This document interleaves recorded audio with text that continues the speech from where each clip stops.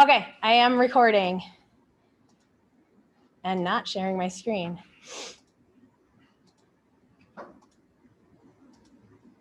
All right, I think I might have got it. You guys on Zoom can see my screen and I am recording, correct? All right. If you have a question on Zoom, if you do that hand raising thing, I usually will see it. Otherwise, just unmute and just let me know, okay? Don't wait to, ask a question. Just interrupt me and ask, yeah? Okay, so chapter 12, right? Title chapter 12 is neoplasia. So we're talking about abnormal growth of cells, right? Obviously related to cancer. So we're going to talk a lot about cancer in this chapter.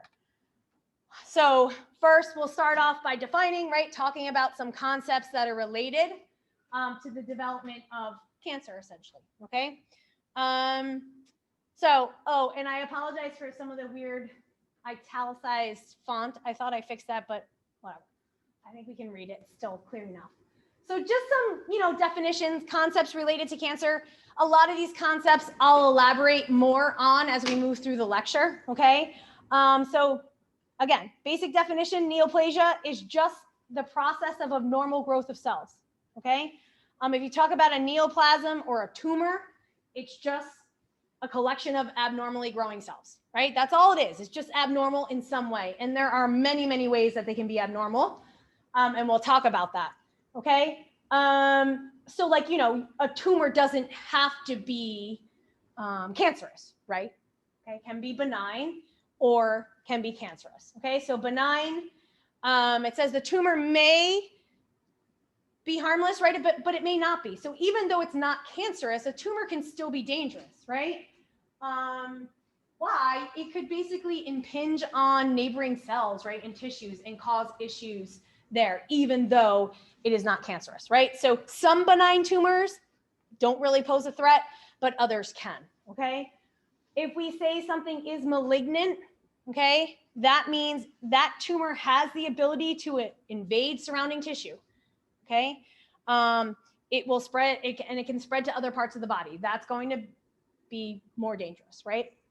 And we'll talk about kind of different ways that we can identify things as malignant, or different ways we can identify cancer cells, right, as we move through the chapter.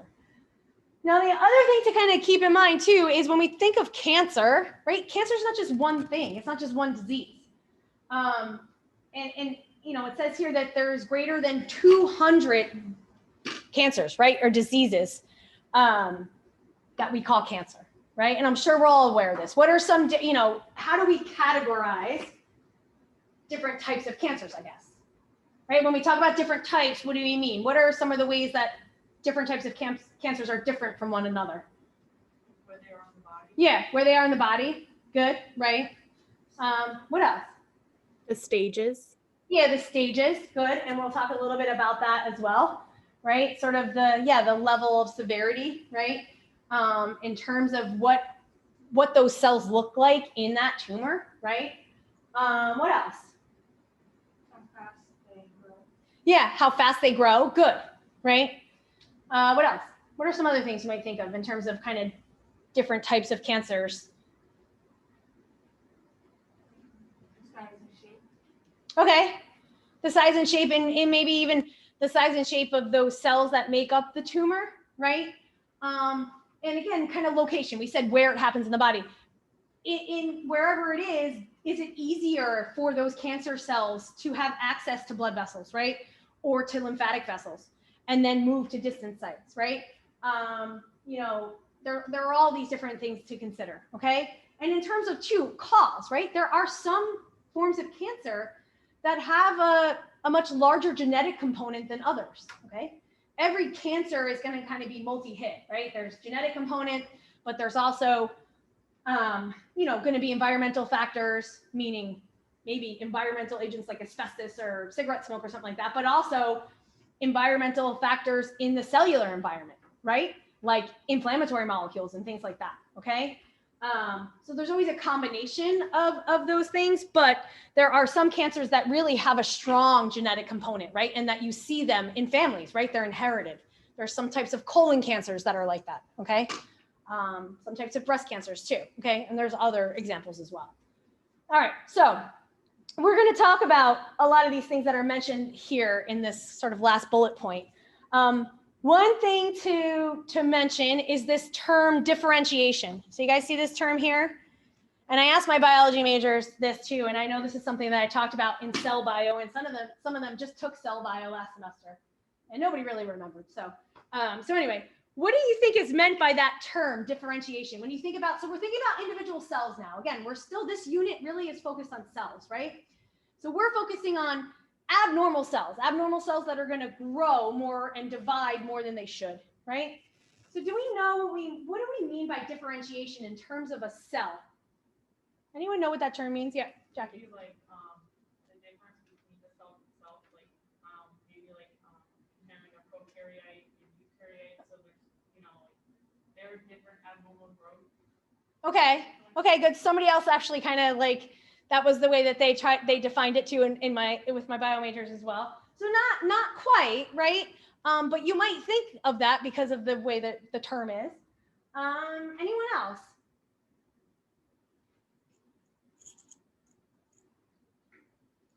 So and we're going to talk about this more, but I just wanted to bring this up now. So when we talk about a cell being differentiated, it means that it's specialized, right? So what are some examples of specialized cells in your body? Specific cell types, I guess. Let's say it that way. I was going to say skin cells, but I don't know if that's... Yeah, that counts. Yep, skin cells. Go ahead. What else? What are some other examples? Leukocytes, okay. White blood cells, yeah. What else? Nerve cells. Yeah, nerve cells, neurons. Okay, so those are all examples of cells that are differentiated, meaning they're fully mature, right? And they have their own specialized shape and specialized function, okay? Those types of cells in general don't really divide much. They don't proliferate much. They're there to, especially neurons, right? Neurons, for the most part, they don't really divide, okay, after they're formed. But most times cells that are differentiated will not really divide, okay? Therefore, in that state, they're not going to be cancer cells, okay? What happens to cancer cells is they de-differentiate.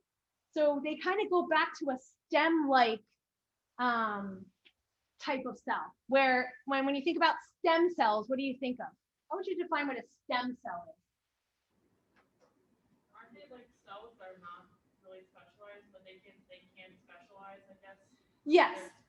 Yep, good. So they are not specialized, right? They have the ability to divide, right? So if you think about development, right? Embryonic development, you start with one single cell zygote.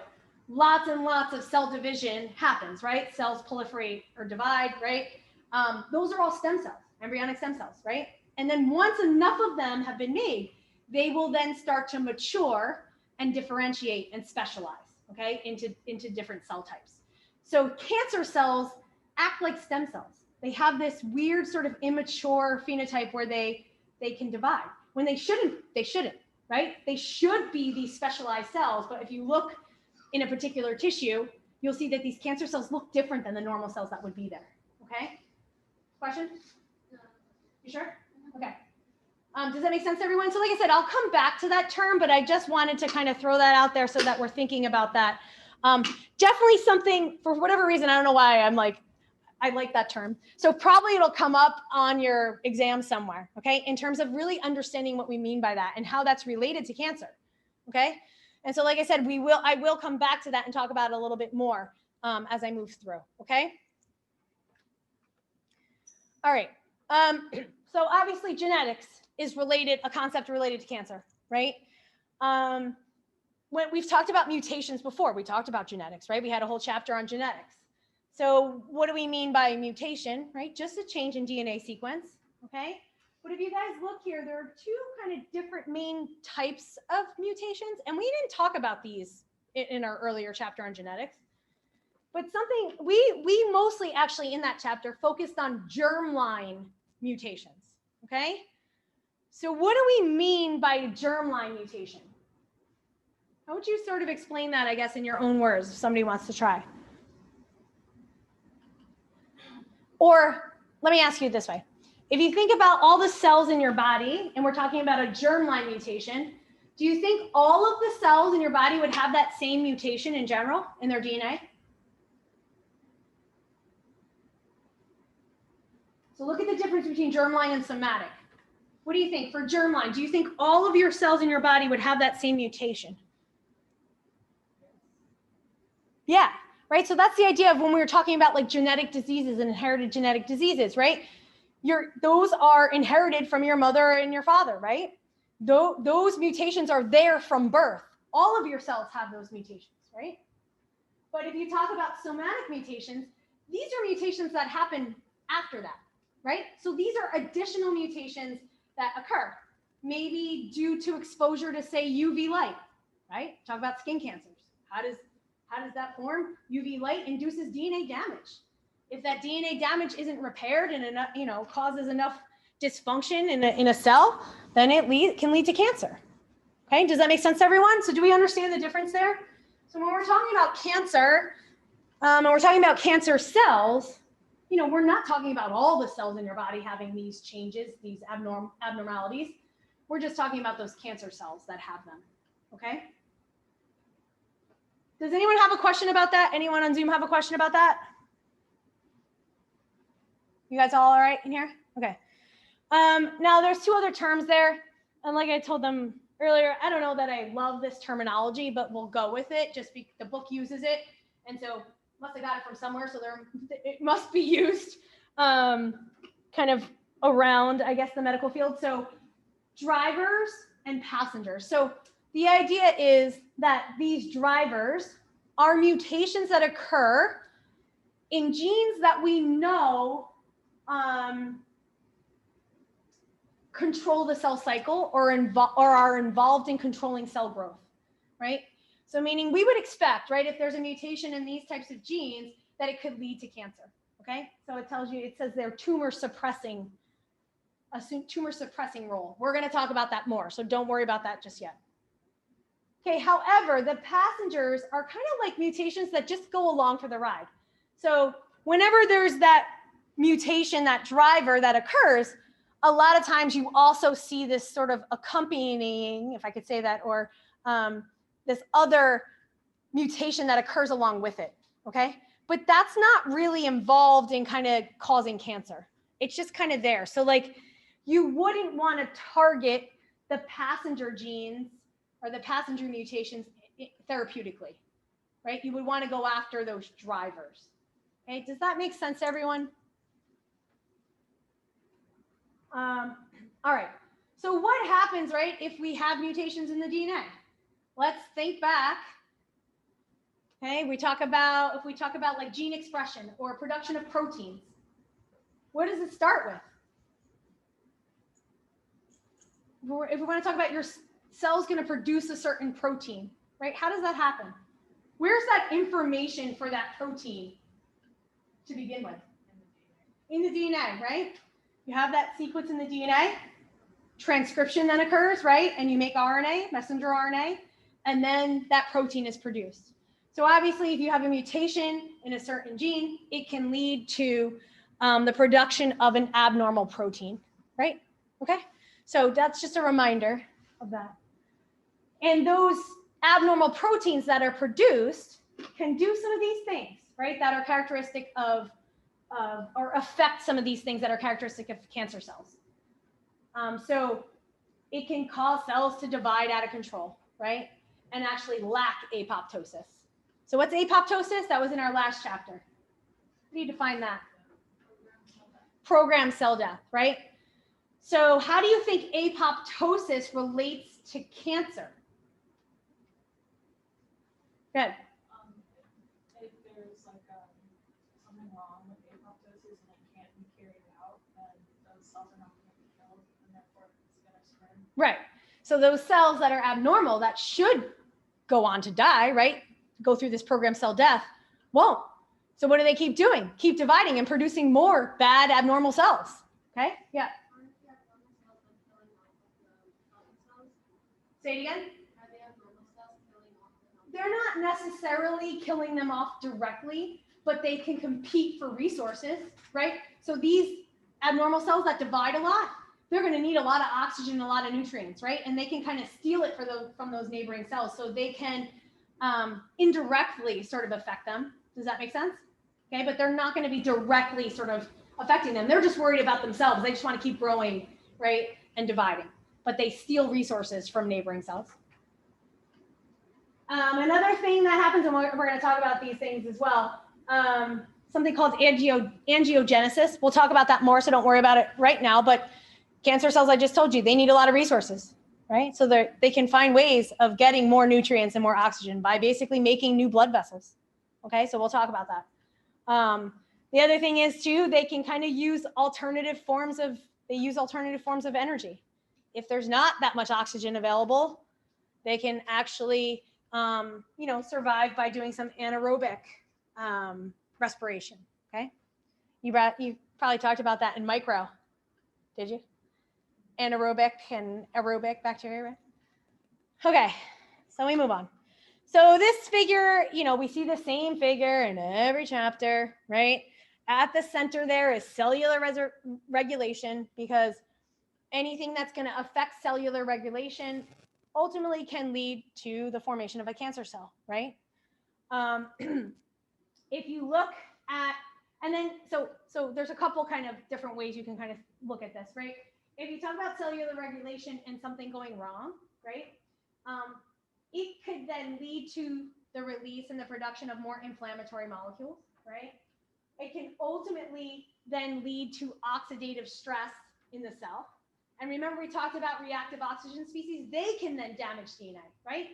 So that can lead to more genetic mutations, and that can then push that cell to be a cancer cell, right? Those reactive oxygen species themselves can cause more DNA damage.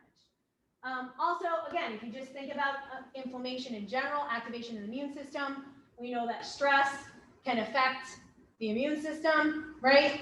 That can, cause the formation of more cancer cells, or lead to more cancer cells being around, right? So what about the immune system and cancer cells? Like, so we can talk about inflammation, right? Inflammatory molecules can, damage cells, right? But what else? Normally, how is the immune system, I guess, involved in sort of keeping cancer cells to a minimum? Yeah, Jackie. So in your body, you have a lot of receptors that kind of latch on the cells and check them, right? So I guess if your immune system or those receptors are not working properly, you can't identify those as normal cells, so they continue to grow and divide. Right. Normally, immune cells will be able to recognize a cancer cell and get rid of it, right? We talked about like macrophages that can basically engulf cells and get rid of them. That's a normal job or a normal function of the immune system, right? So if you don't want to think about increased immune activity and inflammatory markers, but say you have decreased immune function or immune suppression, your immune system is not working the way it should, there's going to be more cancer cells around because those immune cells are not recognizing those cancer cells and getting rid of them. Okay, so that's another thing to think about. So that, that's why, infection can trigger a cancer. Yeah. And that's another thing to think about. Like I said, inflammation, those molecules can damage cells, but also if you have a suppression in immune activity, you're going to have more cancer cells around because they're not being, targeted, right? And they're not being destroyed. All right, and obviously there's environmental factors that can trigger some of these events as well, okay? Let's move on. So we already mentioned these two terms, right? Benign and malignant. So just a little bit more detail here, and there's actually a table that compares the two, okay? So we should be able to, we should know some characteristics of these two different types of tumors or neoplasms. So, and again, I think I kind of said some of these already. So usually though, if we're talking about benign, they usually develop slowly, although that's not always the case, I guess, right? Depending on the tissue type, but they usually are encased, right? In a connective tissue capsule that keeps all those cells in that area. They're not going to spread, okay? If you see a word that ends in the suffix -oma, that indicates it's a benign tumor, okay? All right. So I already said that last bullet point, right? That usually it's not threatening, but it could be, okay? And specifically mentions, you know, things like lung, spinal cord, and brain, right? You're going to see that a benign tumor could be, you know, more dangerous in those areas of the body and those organs than in others, okay? Because it can impinge on other cells there. Yeah. So would like a lipoma be a benign like tumor? Yeah. In a way?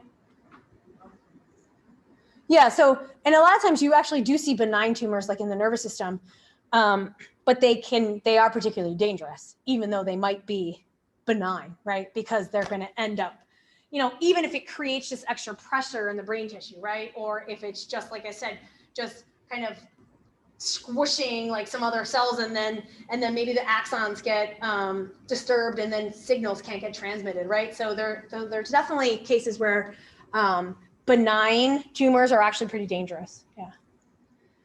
All right. So now we're just going to talk about malignant. Just some terminology there, right? So carcinoma, sarcoma. If you talk about cancers that are going to affect blood cells, right, or lymphoid tissue. Leukemias and lymphomas, okay? And I'm sure we've heard of leukemia and lymphoma before. I think I give you an example of one or two of them here, but obviously there are many different types of leukemias and lymphomas. All right, if you actually look at the cells within a malignant tumor, right, the cells will look weird, okay? They'll have large nuclei, they'll have abnormal amounts of DNA, not a lot of cytoplasm. They'll look immature, right? Remember I just talked to you guys and we mentioned differentiation, okay? So if you look at those cells, you take a tissue biopsy. What happens to that tissue biopsy? Like, so you go to the doctor, right? You have to have a biopsy. Maybe they just aspirate, they take with a big needle, they take a tissue biopsy. Then what happens with it next? How do they assess that tissue for the most part? They put it under like a microscope. Yeah, a person looks at it under a microscope, right? And looks to see what those cells look like, right? Now there are different like histological stains and like other kinds of things that we can use, but for the most part, you're looking at them and examining them to sort of decide if they look normal or not, right? All right. So I think we already said that, right? It can grow rapidly. If we're talking about a malignant neoplasm, it has the ability to invade surrounding tissue, right? And can metastasize, okay? Which obviously is a major issue, okay? So if you want to just compare these two, this table is helpful here, okay? Questions about that, guys? I think that's kind of pretty straightforward. All right, so we move on. So now we're going to talk about the cell cycle a little bit, okay? And so what the heck, did we ever hear of the cell cycle before? Wait, when did you guys hear of the cell cycle? Okay, yeah. If you took a biology class, general bio, you should hear about, general bio 1 should hear about the cell cycle. Maybe in anatomy and physiology 1, I don't know.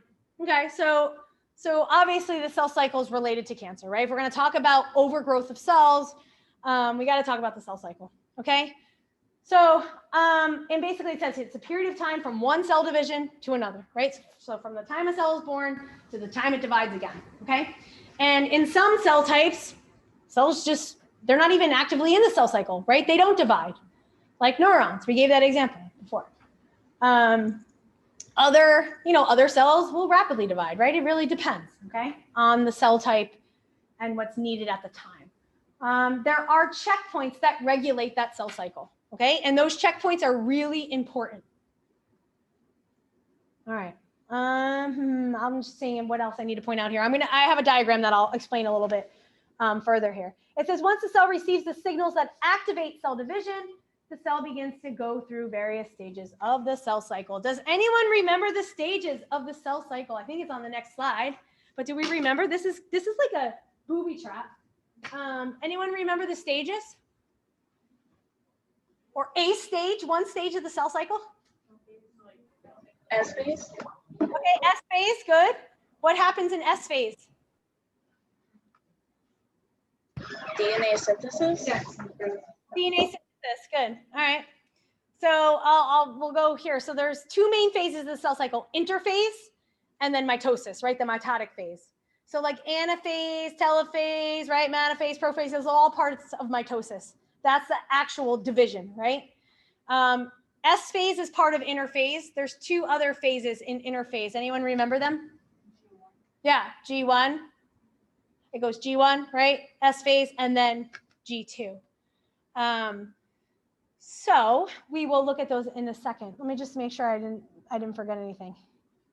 Well, oh yeah, one thing to mention at the bottom there where it says cancer cells don't necessarily have a shorter cell cycle, right? They just go through many more cell cycles than a normal cell would, okay? And there are, like I said, there are variations in cell cycle time, just based on what cell type you're talking about. We don't need to go into any of that. Okay. So there is just a listing of the cell cycle, the phases of the cell cycle. We are not in here. I'm not going to ask you about prophase and metaphase and mitosis.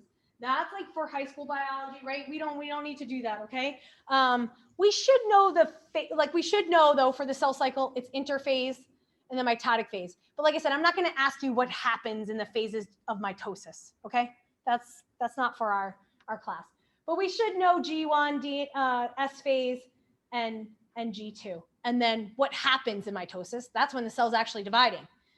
In interphase, the cell's preparing to divide, right? Also, what about this G0? It really should be G sub 0. What's happening there? Is that really part of the cell cycle? Not really, right? So we call it kind of like resting stage or quiescent stage. So a cell that's in G sub 0 or G0 is not really in the cell cycle. And in fact, cancer cells can do that. They can go into G0 and just like hang out. So like they wouldn't be posing any problems. If you think about like people going into remission from cancer, those cancer cells, probably a lot of them are in G0.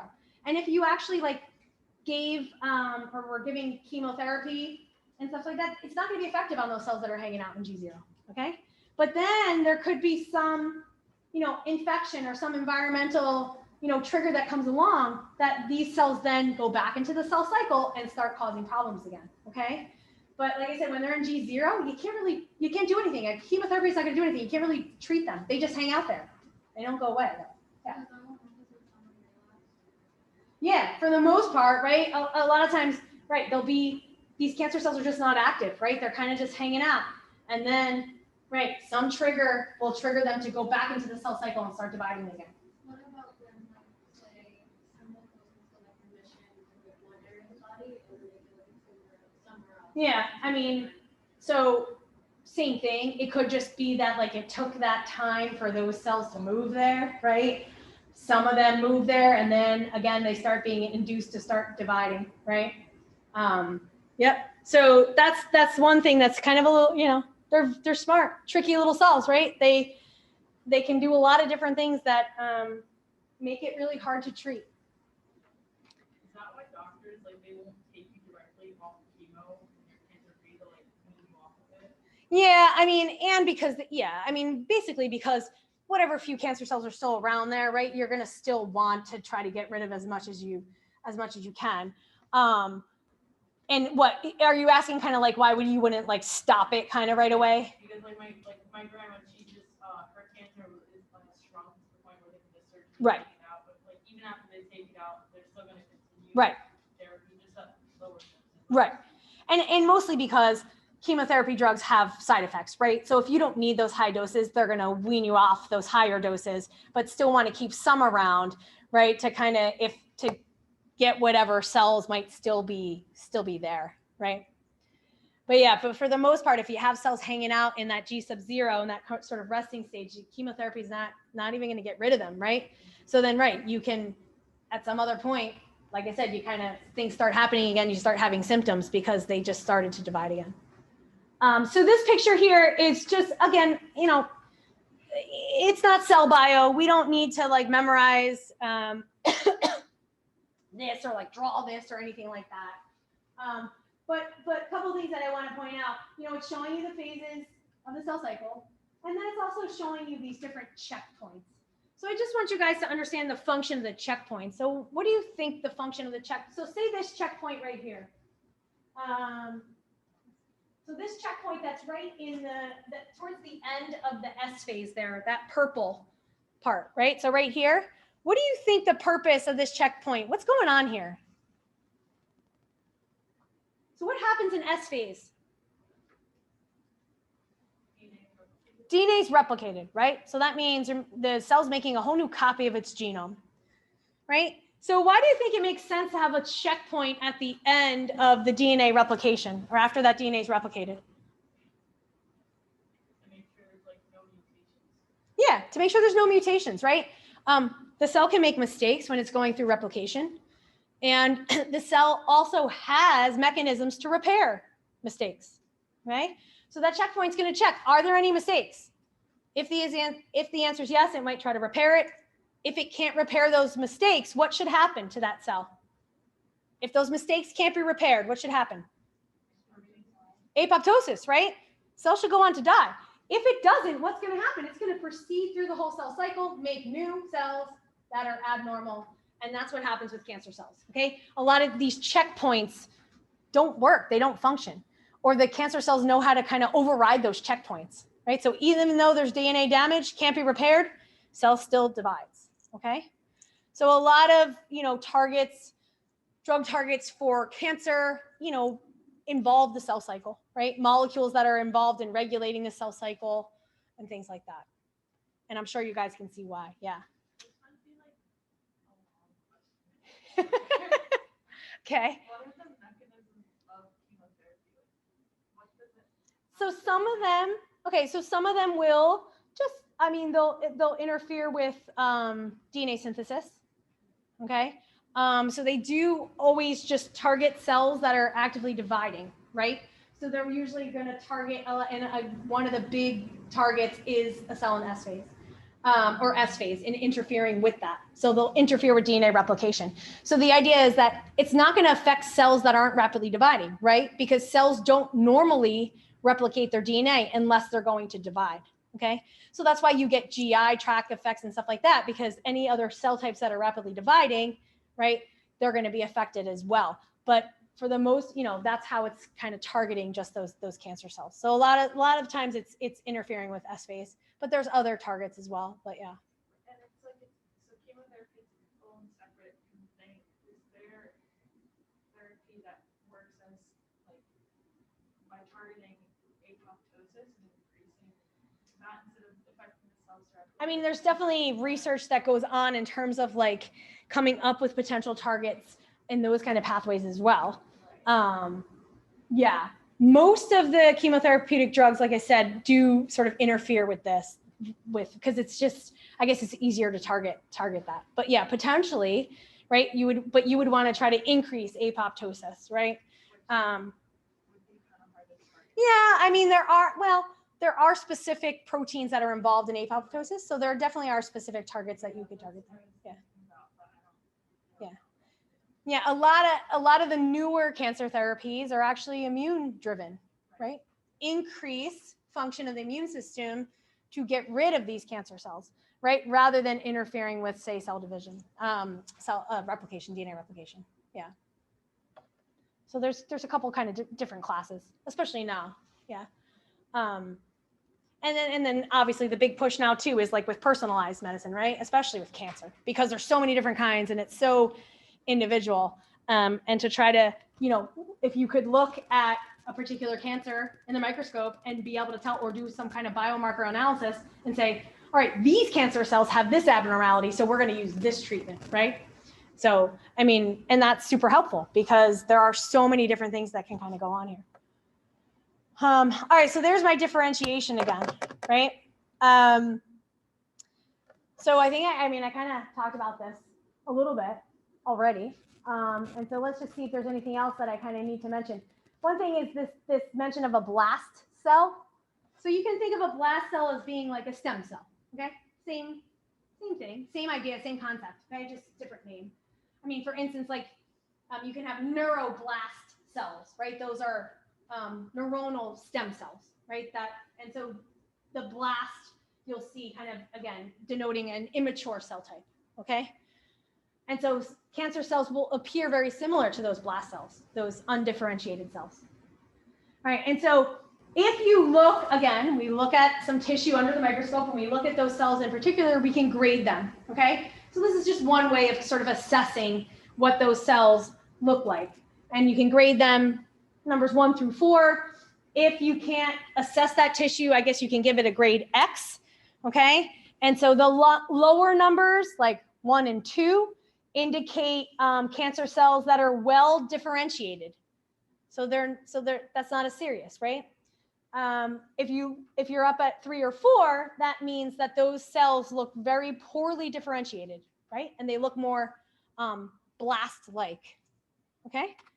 So if you guys take a look here, that's what this is showing you. Well, I asked my other classes too. What do these cells look like?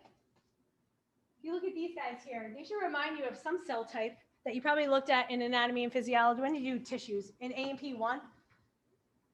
You look at tissues in A&P 1.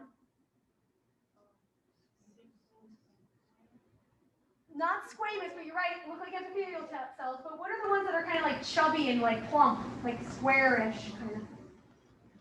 Yeah, cuboidal. So I don't know, I think those kind of look like cuboidal, like kidney tubules, right? So you can see in grade 1, those look semi-normal, right? They look pretty normal. And then as you move along, kind of look misshapen. You can see that the sort of structure is starting to be degraded. And then if you look at grade 3 and grade 4, you pretty much lost the tubule, right? And the cells are misshapen and they've all separated from one another. You guys see that? Okay. And so now in grade 4, they're going to be poorly differentiated or more undifferentiated, right? Have this sort of stem cell like appearance. And that means they have this, a higher ability to divide. Okay. They've lost their specialized function. Does that make sense? Okay. All right. So talk a little bit more about genetic factors, particular genetic factors, and how they relate to cancer. Okay.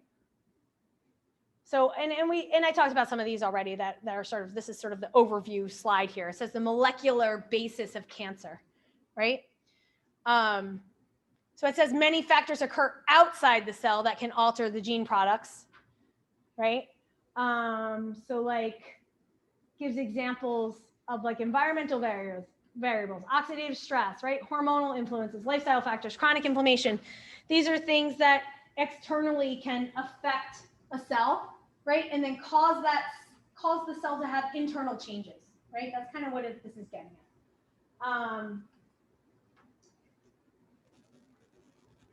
So that's what this is kind of saying here. It says interactions of genes with these variables can initiate and promote change from a normal cell to an abnormal cell, right? So for whatever reason, when the cell encounters one of these factors, the way the cell responds to that factor is not normal, right? And then it leads to changes inside the cell, maybe DNA damage, right? A mutation that then causes abnormal proteins to be produced, okay? So we already talked about this, right? We said, we already talked about mutations. Why does that then lead to abnormal proteins being produced? Okay, so what are some particular genes or classes of genes that are involved in cancer or causing cancer? So have we heard this term before, tumor suppressor genes? Yeah? So what do tumor suppressor genes do normally? They're normal genes that exist in our cells. What is their function normally as they relate, I guess, to the cell cycle? What do you think a tumor suppressor gene normally does? Its normal function? Okay, say it louder. Okay, think about a normal cell. You're right, stops and slows down what? Yeah, or growth in general, right? Or slows down the cell cycle, or keeps those cells from dividing more than they should, right? It's sort of the brakes, okay? Also, you can think of tumor suppressor genes as being involved in repairing maybe DNA mistakes. They're basically going to be things that are going to everything that they do helps prevent cancer in general, right? Or overgrowth, okay? Tells when cells should die, right? They can be involved in the apoptotic pathway. Okay, so what happens though if there's a mutation in a tumor suppressor gene and it turns that that protein off? How is that going to then lead to cancer? So a gene that's normally responsible for slowing cell growth, right? A mutation can occur in that gene that turns it completely off. Okay, so if it's normally responsible for slowing cell growth and it's turned off, it no longer functions, what does that result in? Yeah, an increase in cell growth, right? So a mutation in a tumor suppressor gene that turns it off can lead to cancer. Okay, you guys see that? This is just giving you a particular example. So there's a bunch of different tumor suppressor genes that have been identified. P53, P21, these are examples of different types of tumor suppressor genes that have been linked to a lot of different types of cancers, right? So maybe a good therapeutic target, right, in general. But in that case, you would want these genes to be on more, right? You don't want to try to silence them. You want to try to activate them more, okay? So I don't know that you guys need to memorize anything like that, but this is just to kind of give you an example that there are specific genes that have been identified that are linked to cancers. And so P53 and P21 have been linked to a lot of different types of cancers, okay? All right, so if you guys look at this figure, this is basically showing you, here's your tumor suppressor gene, normal, right? It normally sort of inhibits growth, right? And acts kind of as a brake, right? So normal amount of cells are produced. What happens when there's a mutation and now that protein that's made from that gene is non-functional? You have overgrowth and potentially cancer. Okay, do you guys understand the relationship between the tumor suppressor gene and cancer? Any questions about that? Okay, another class of genes that are related to cancer or to cell growth and proliferation, okay? Proto-oncogenes. So proto-oncogenes are normal genes that normally will increase the cell cycle or induce cells to divide or grow more. Okay, so can you guys think of an example of when you would want this to happen? So there are times where you would want cells to divide more or proliferate more. When? Yeah.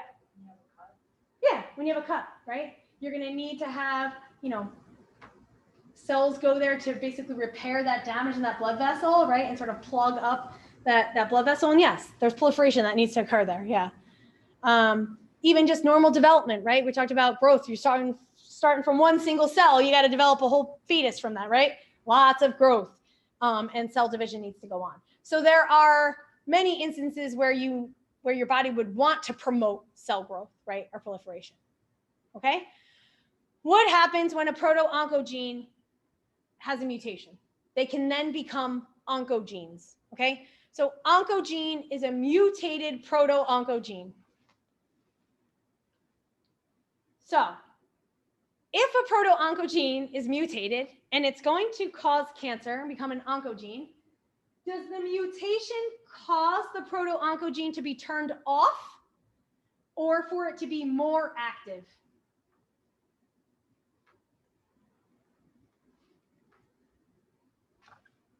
What do you think? So a proto-oncogene, if it's mutated, what's the result of that mutation? If it's going to turn into an oncogene and cause cancer, would the mutation cause the proto-oncogene to be turned off, or would it cause the proto-oncogene to be more active? What do you guys think? Yeah, say it louder. More active. So when we talked about the tumor suppressor gene, so again, this might be a little confusing. You have to let it sink in for a second. Tumor suppressor genes, their normal function is to slow down the cell cycle, slow cell growth. A mutation that would cause cancer there would basically turn that off, right? For a proto-oncogene, their function is to speed up the cell cycle or promote growth. So a mutation in a proto-oncogene that turned it on all the time would turn it into an oncogene. A mutation that silenced a proto-oncogene would not lead to cancer. It would have the opposite effect. Okay?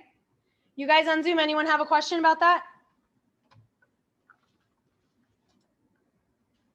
Okay, so we want to know the difference between tumor suppressor genes and proto-oncogenes, and also what happens as a result of a mutation. Okay.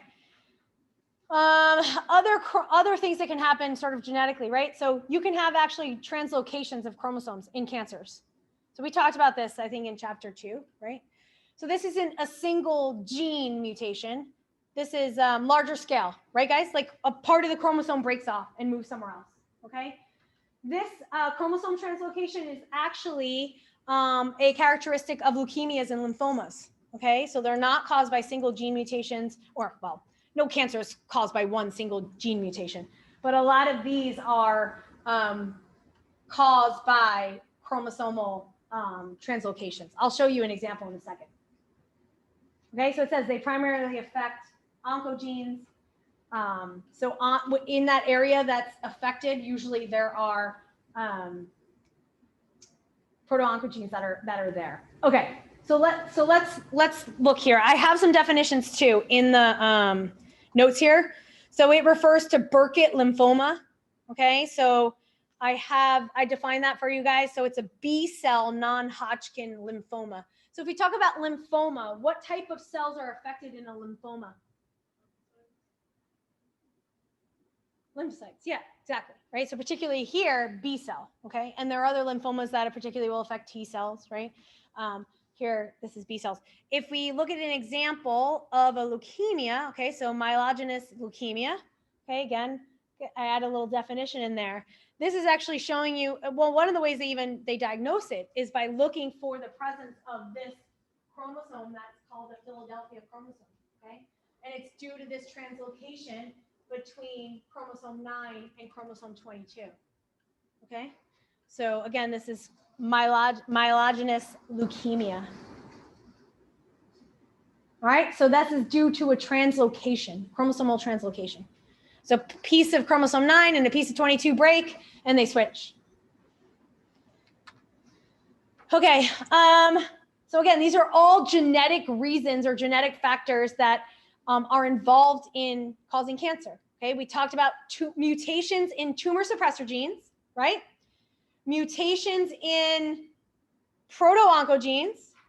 What did we just talk about now? What was the third thing we talked about? What did we just talk about in that last slide? After that. After the proto-oncogenes, what did we talk about? Yeah, translocation. Remember that it's not just one single gene that's going to be affected, right? There's obviously going to be genes involved in the cell cycle like there, but it's going to affect multiple genes. All right. Also, you can have mutations in DNA repair genes. Okay. So we talked about DNA repair a little bit, right? When we talked about the checkpoint. Okay. Again, like you guys are lucky you don't have to go through this, but like there are a whole bunch of different types of DNA repair systems. Maybe talk about this a little bit in micro. But anyway, in eukaryotic cells as well, there are a whole bunch of DNA repair mechanisms. So for instance, UV light induces a specific type of damage called a thymidine dimer, right? Thymidine dimer. And there are repair mechanisms that can get rid of those thymidine dimers, right? If there is a mutation in one of those genes involved in that repair mechanism, you're going to see more skin cancers. In fact, there's a disorder that's hallmarked by an increase in skin cancers because there is a mutation in one of those repair genes. Okay, so DNA repair mechanisms or genes involved in DNA repair can be linked to cancer as well, right? Remember, if we talked about that checkpoint, right? The cell's not able to repair its DNA, you know, it should go on to go through apoptosis. If it doesn't, then it's just going to produce more cancer cells. So again, there have been genes that are responsible for making proteins involved in DNA repair that have been linked to certain cancers, okay? All right, and we will not go through those repair mechanisms. Okay, so it says additional genetic alterations in cancer. So here's some more. Again, these aren't alterations that you see in every single one of your cells, right? These are, think about looking at a tumor and looking at some of those specific cancer cells, right? If you look at those more closely, you can see other chromosomal abnormalities as well, okay? They have very unstable and weird chromosome structure. Rearrangements, right? Chromosomal deletions, okay, are also you'll see those in tumors as well, okay? Also, aneuploidy. So what's aneuploidy? Abnormal chromosome number, right? So you can have one extra chromosome or one less. And again, this isn't germline, right? We're not talking about every single cell. So what's an example of a disease or disorder caused by an extra chromosome? Down syndrome, right? That's in every single cell. Here we're just talking about, particularly if we're looking at a tumor or certain cancer cells. You'll see this a lot, okay? If it was in every single cell, the person would be dead, okay? All right, so and then also cancer cells have the ability to like amplify genes. So they can just like increase the amount of a protein that's made. So particularly one that's probably involved in promoting the cell cycle. It'll just make more copies, okay? All right, last slide of this. We're almost done, by the way. I know it's a lot. So growth factors, and then the receptors that are associated with growth factors, okay? Cancer cells will have abnormalities in these as well. So maybe it's just that they produce more growth factors than normal cells, okay? So there's more growth factors around. Maybe the receptors are more active, right? And or they're activated even when there's no growth factor around, okay? So what does a growth factor do? Or where's a growth factor? Like, where are they? Like, are they, like, you think about your cells, you think about tissues, where are the growth factors? Maybe on the outside, maybe? Yeah, on the outside. So usually they're released by other cells, right? And then they can influence other cells. So if you think about the cancer cell, it's got growth factors floating around, right? Normally the growth factor would bind to the receptor. Once that growth factor binds to the receptor in the cell, it will induce that cell to grow and divide, right? So the idea is that cancer cells are sort of more responsive to those growth factors, or that they're going to be stimulated to divide even though there's no growth factor around, okay?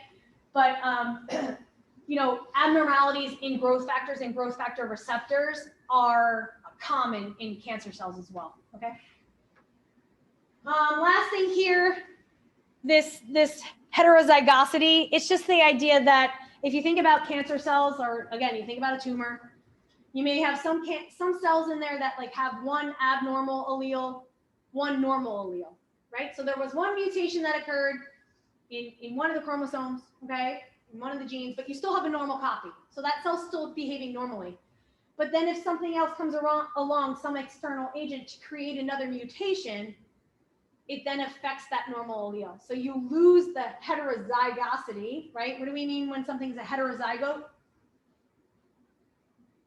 Has one normal allele maybe and one disease allele, right?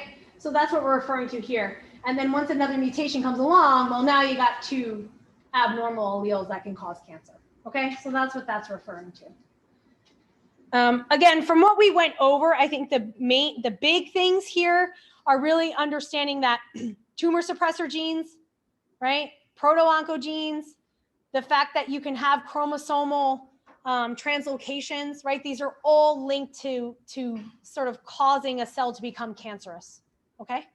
Or things that we see in cancer cells. And then again, these are just some additional alterations that we see in cancer cells as well. Okay. So, like I said, we're almost there. Two main models here of cancer evolution. So something called a stochastic model and a cancer stem cell model. Now, again, these are just models, right, to sort of try to explain, I guess, the origin of kind of a tumor, okay? So it says here for that stochastic model, and I'll show you a picture in a second, that each cancer cell has the ability to proliferate and form a variety of new tumors. It's kind of the idea that every cell within that tumor kind of had the ability to produce, or is a cancerous cell that has the ability to produce other cells, okay? The stem cell model goes along with the idea that there's only few cells that have the ability to produce more cells. The other ones don't, okay? So there's it's kind of heterogeneous in terms of what makes up that tumor, okay? Right, so again, it says here, few cells, the stem cells, are responsible for forming sites of growth of new tumors, okay? So it says here too, especially after long lengths of time of remission, right? We were kind of talking about that. So it kind of goes along with what we were talking about in that G sub 0 kind of thing, where there's just some cells that have this ability to kind of metastasize, and maybe they kind of just hang out, and then at a certain time they become activated again, and then can start causing trouble later on. Okay, all right. So again, we talked about this second bullet point already. So if you guys look at this, what this is basically showing you here is, right, that like, here's your kind of cell that ended up with a mutation. It then starts producing, you know, more cells, and all of these cells that are produced have the ability to basically end up producing cancerous cells. Whereas in this model over here, right, there's only a few of these cancer cells that end up being produced, okay? But it doesn't matter, even though there's fewer, it's still equally, I guess, as dangerous. And in fact, I guess it's easier for these kind of few cells to kind of hide, right, and remain kind of in that G sub 0 and maybe not be affected by drugs, right, and still hang around, okay? All right. So another thing that we mentioned, angiogenesis, right? I told you we'd talk a little bit more about this before. So kind of two things going on there. So if you look at the first part there, it says, as tumor cells grow and divide, the resulting cellular mutations restrict oxygen supply, leading to areas of hypoxia. Why? Those cancer cells are stealing the oxygen essentially from those neighboring cells, right? We kind of mentioned this too. And so this is part of the reason why, you know, one of the symptoms of cancer is fatigue, okay? So you have decreased ATP production in these surrounding cells, right? And so it can lead to fatigue.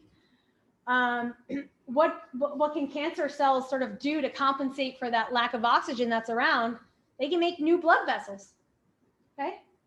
One of a particular growth factor that's involved in making new blood vessels is something called VEGF. I'm going to show you a picture right now. So why is it important that cancer cells are able to make new blood vessels or form new blood vessels? Why is that important to the survival of the cancer cells? What are they looking to get? Yeah, I mean, nutrients, right? Oxygen, glucose, okay? If they weren't able to produce more blood vessels, they wouldn't be able to grow and divide as much as they want to, right? So if you interfered with the production of VEGF, maybe you can limit the growth of the tumor. So if we're talking about therapeutic targets, you guys agree that potentially VEGF might be one, right? All right. Other thing to think about is that obviously, you know, there's going to be differences in growth rates, okay? So some tissues you'll have really rapid growth rates, right? In other tissues it's slower, okay? But doesn't necessarily mean that it's less serious, right? It says here the time spent in the cell cycle will depend on many factors. That's true, again, of normal cells too, okay?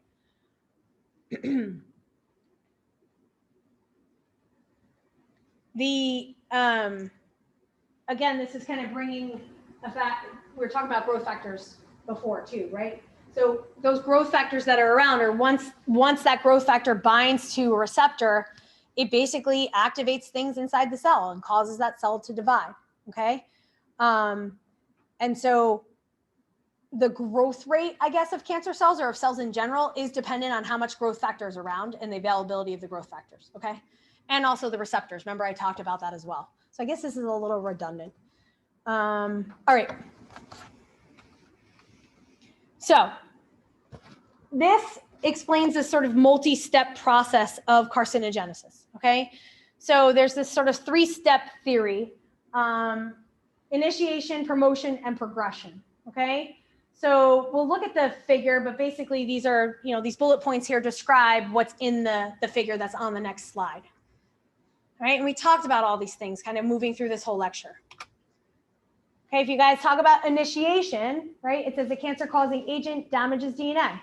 Okay, so there's some DNA damage that's induced, right? The cell is unable to repair that damage. Also, the cell doesn't undergo apoptosis, right, for whatever reason. And then what then can happen now is basically that mutation kind of becomes permanent, right? That cell then goes on to divide and can produce more cells with that same mutation, okay? And then basically you get more and more proliferation of that, mutated cell, okay? And then you can basically end up forming a malignant tumor there, okay? So then you notice there too, like in progression, it says accumulation of mutations. It's the idea that then there's other mutations that become induced there as well, okay, before it then becomes malignant. So it's not just that one single initial mutation, it's other ones as well. So this multi-hit kind of hypothesis, right? All right, last section. Literally there's like 3 more slides and we are done. But something that we haven't talked about yet, okay? We're talking about metastasis, right? We were just kind of talking about, the tumor being malignant. Those malignant tumors can metastasize. So what do we mean when we say metastasize? Say it again. And then do what? Yeah, spread out, right? So metastasis means that they can then move to alternate sites in the body, right? So it's not going to stay localized to that initial site, right? So part of those cells will sort of break away from the initial tumor, enter into blood vessels, right, or lymphatic vessels, and they'll go to some other site, okay? That's particularly dangerous, right, because then that's how cancer spreads, right? So one of the kind of mechanisms that's involved in this, or one of the ways cells are able to kind of break away, right, is that they lose contact kind of with the extracellular matrix and the cytoskeleton. So you guys, cytoskeleton, where's the cytoskeleton? I guess we'll go there. What do you think? What do we think of when we think of cytoskeleton, I guess? Or is it inside the cell or outside the cell? Inside the cell. Kind of provides structure and framework, right? Proteins in the membrane link to the cytoskeleton and then link to the outside of the cell too, to the extracellular matrix. This helps anchor cells, right? So if you think about like different types of epithelial cells, they're like anchored to like a basement membrane and they form like a sheet, right? To sort of line and cover things. The cells belong anchored there, right? And then they form the tissue, okay? If cells break away, obviously it's completely dysfunctional, okay? So cells are normally anchored is the point I'm trying to make, okay? But what it allows cancer cells to be able to metastasize is that they can break away and they can lose the contact with the extracellular matrix, right? And the cytoskeleton, and that enables them to break away. If they remained in contact and kind of anchored, they wouldn't be able to metastasize, okay? So there's these other mechanisms that they have or other ways that they can kind of override this anchoring, okay? One other thing too, if you talk about cytoskeleton, right? Part of the cytoskeleton are microtubules. Those are involved in mitosis, right? And they pull the chromosomes apart. So remember we talked about a lot of chromosomal abnormalities in cancer cells? Well, some of it has to do with dysfunction of the microtubules. But what I really want to focus on is the kind of that anchoring that's lost, okay?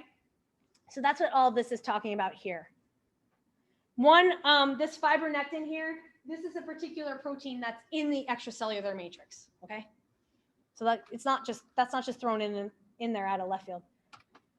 Okay, so this is now showing you, all right, what happens when these cells break away. So again, here's this sort of primary tumor that's formed, okay?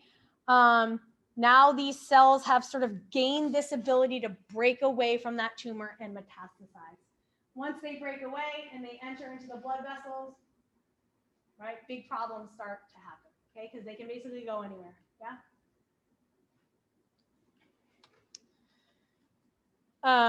One of the ways that they can kind of break away and lose that anchorage is that actually that they can secrete specific enzymes that can degrade the proteins in the extracellular matrix. And that's how they can break away. So they kind of chew away and get rid of it. These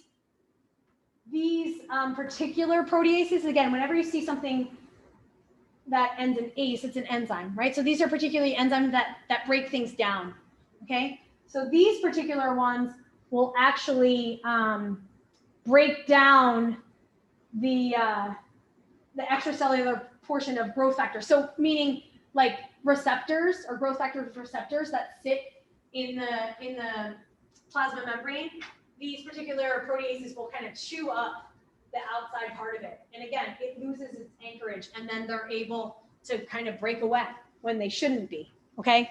So again, the theme of this is that cancer cells are able to break away from those mechanisms that normally anchor them into tissue, okay? And that's how they're able to metastasize. One of the ways they can do this is actually by secreting enzymes that can kind of chew up other proteins that are in the extracellular matrix.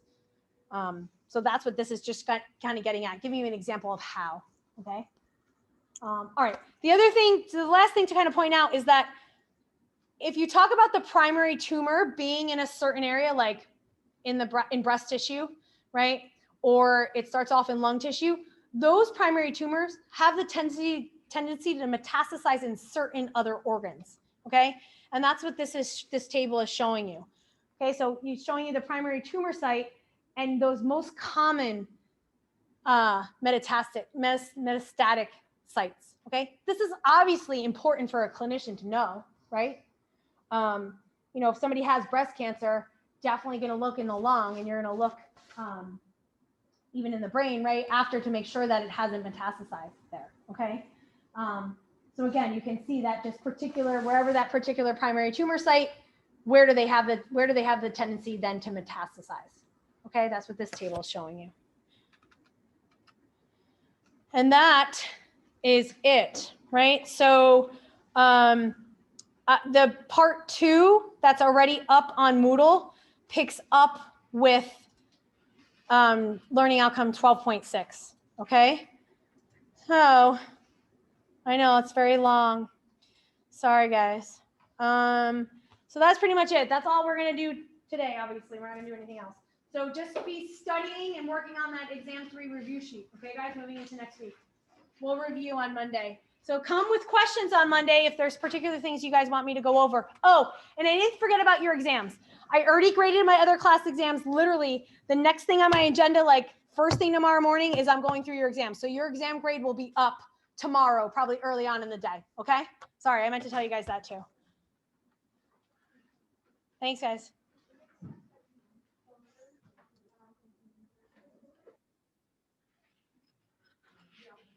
What happened to my... I didn't stop the recording.